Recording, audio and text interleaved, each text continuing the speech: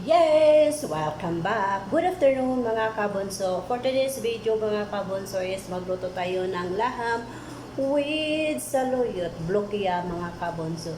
Kaya mga kabunso, sama niyo na go in 3, 2, 1. So, nandito tayo sa aking kusina mga kabunso. Dahil tayo ay magluluto ng blokya. So, ito yung blokya ko mga kabunso, saluyot ng Pilipinas. And then, lagyan natin siya ng laham. And then, meron akong tomat. And then, syempre, kailangan maraming basal. Yan.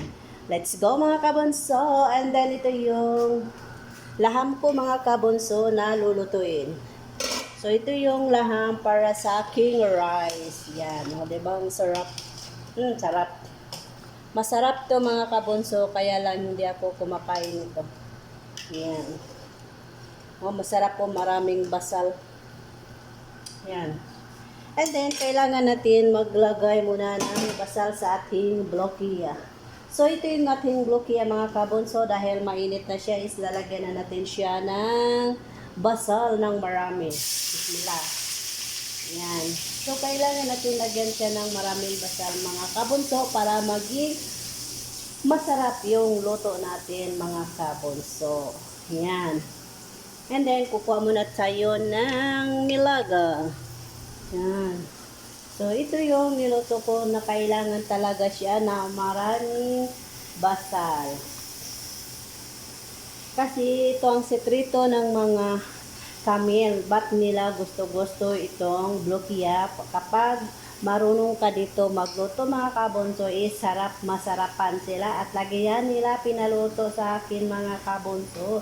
Dahil hinahanap-hanap nila yung lasa mga kabunso. Yan. So, ang sikreto dito is, kailangan mo lang siya ng lagyan ng maraming basal. Ang ito kasi ang ginawa kong basal is 6 na peraso na basal ang nilagay ko. Pero hindi naman gaano kalakihan mga kabunso dahil ang basal namin is mga maliliit lang man. So, kailangan mo din siya i-slice din ng maliliit, huwag malaki para maging masarap kakainin siya mga kabunso. So, ito mga kabunso is, antayin natin siya mga golden brown bago natin ilagay yung tomat. Kasi kapag na golden brown na siya mga kabunso is doon mo malalaman masarap talaga siya kakainin. Kasi hindi siya hindi na siya may parang yung lasa niya ba masarap talaga kapag naka golden brown na siya. At saka kailangan yung masarap na golden brown, hindi yung sunog. Yan. Kasi kapag sunog kasi ibang lasa, parang lasay. Lasay sa Bisaya mga kabunso, lasay. Yung parang ibang lasa, yun na yun siya mga kabunso. So, ganyan lang yan siya mga kabunso. Isantayan natin siya mga golden brown. And then, bago tayo mag-proceed, so kailangan muna natin magtingin sa ating laham dahil ito ay lalagyan na natin ng rice. So, dito tayo sa ating laham. Today is June 30, last day of June. So, kailangan natin magsikap-sikap dahil malapit na tayong uuwi mga kabunso. Ilang months na lang mga kabunso siyo Philippines! Yehey! Ilang months na lang mga kabunso, ako ay uuwi na ng Pilipinas. Ang tanong, may ipon ka na ba? Yan ang tanong. Yung mga excited nang umuwi, ang tanong, may ipon ka na ba? May ipon ako dito, puro resibo. Yan, oh. Sarap ng laham mga kabunso. Kunin natin tong shorka. Yan, yung shorka. Palabas natin yan siya. Yan. Ganyan ba? Mikos-mikos lang. Yan. So, kailangan na natin siya lagyan ng rice mga kabunso dahil malapit na siya mag-2 o'clock. So, ito, imikos-mikos din natin tong ating basal. Kaya antayin natin siya mag-golden brown. Yan. Antayin natin siya mag-golden brown mga kabunso. And then,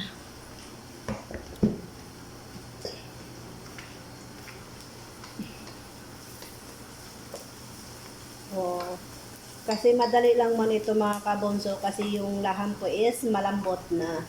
Malambot na yung laham ko mga kabonso. So ito yung rice ko. Yan ang rice. So kailangan natin siya dalhin.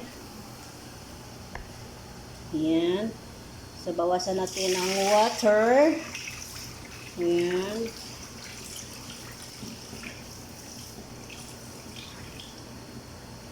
Yan.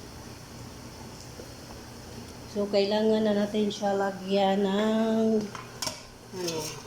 rice. So, tabi-tabi mo na kayo dahil maglagay tayo ng rice. Yan. Bismillah. Yan. Bismillah. Yan po ang aking rice. Yan.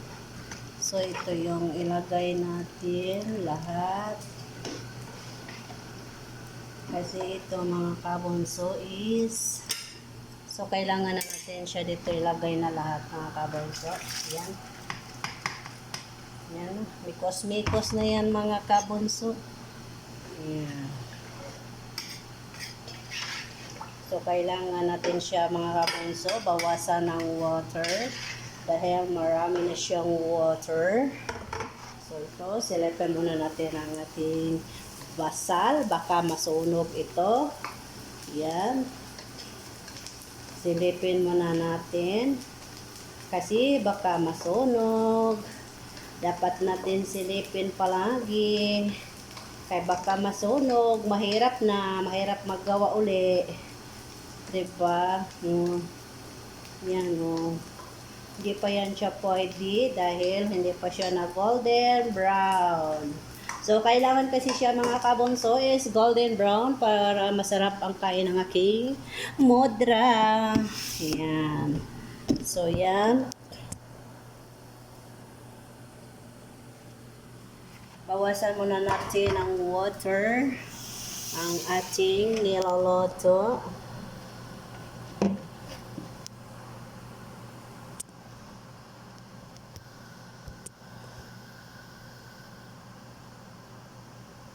Ay, bismillah, bismillahim.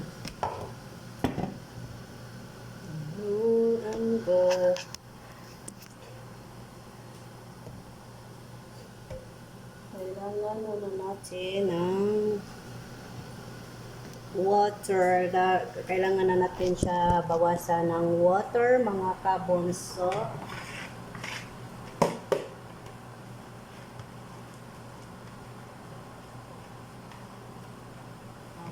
Rice pa.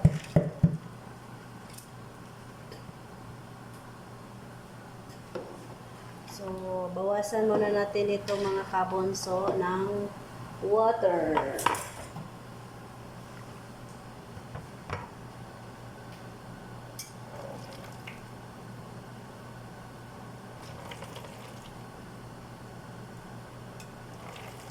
And then, yung niloto natin doon, kumusta na kaya? Ito mga kabonso, laham with gisar. Yeah. So, silipin muna natin. Hi, hello. Welcome to my vlog. So, nandito na siya is, malapit na siya mag-golden brown. So, kailangan siya mag-golden brown bago natin ilagay yung tomat. Yan.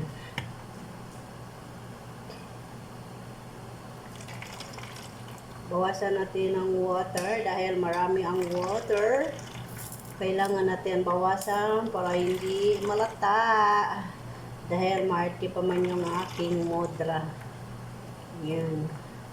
Dahil request ni modra mga kabunso na tayo ay magluto ng laham.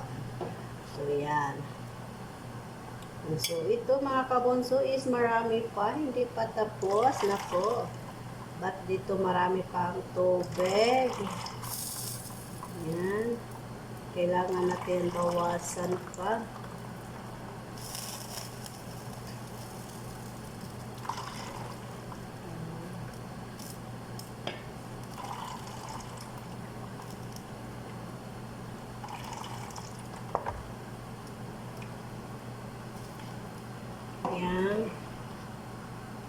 Yan mga kabunso. Yan.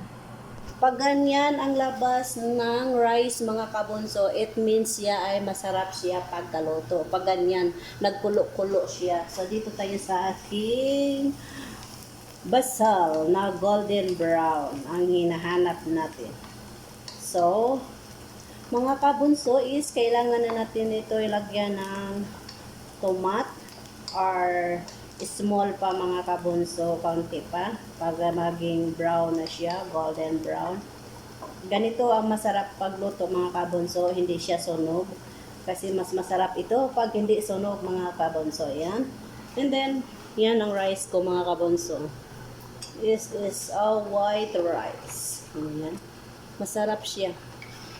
Pag ganito ang forma mga kabunso na nagbukal-bukal, nagkulo-kulo, yan, masarap yan ang kalabasan niya mga kabunso. Yan.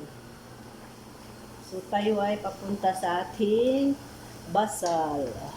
So, kapag ganito na mga kabunso, is pwede na natin ilagay ang ating tomat. So, lagyan na natin siya ng tomat mga kabunso. And then, ito yung tomat mga kabunso, nilagay ko is 3. Ayan.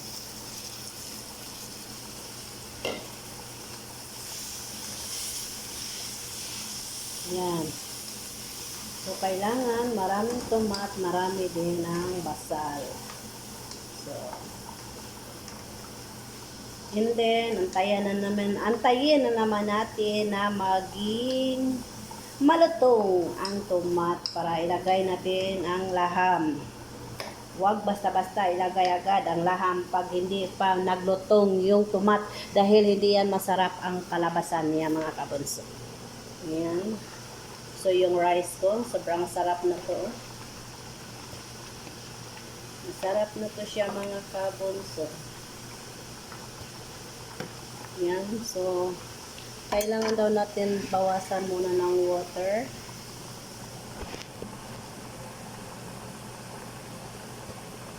Bawasan daw muna natin ng water dahil parang marami pa siyang water.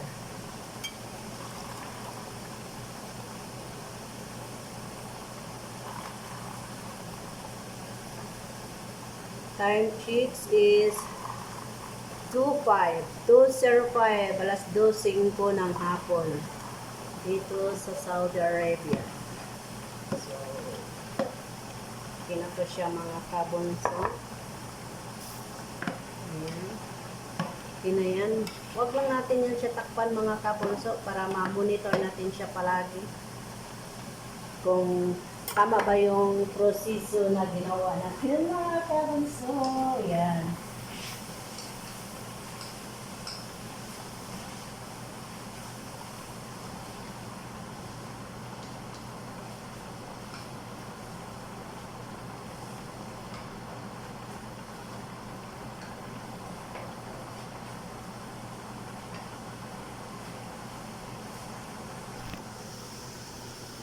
Yes mga kabunso, tatapusin na natin ang video na ito dahil ako ay hindi pa tapos mga kabunso. Yan mga kabunso. Kaya mga ingat, God bless and bye-bye. See you next video mga kabunso. Hindi pa ako tapos mga kabunso. Yes mga kabunso, don't forget like, share, and click notification bell for more update ang aking mga video. Kaya ingat, God bless and bye-bye. See you next video mga kabunso.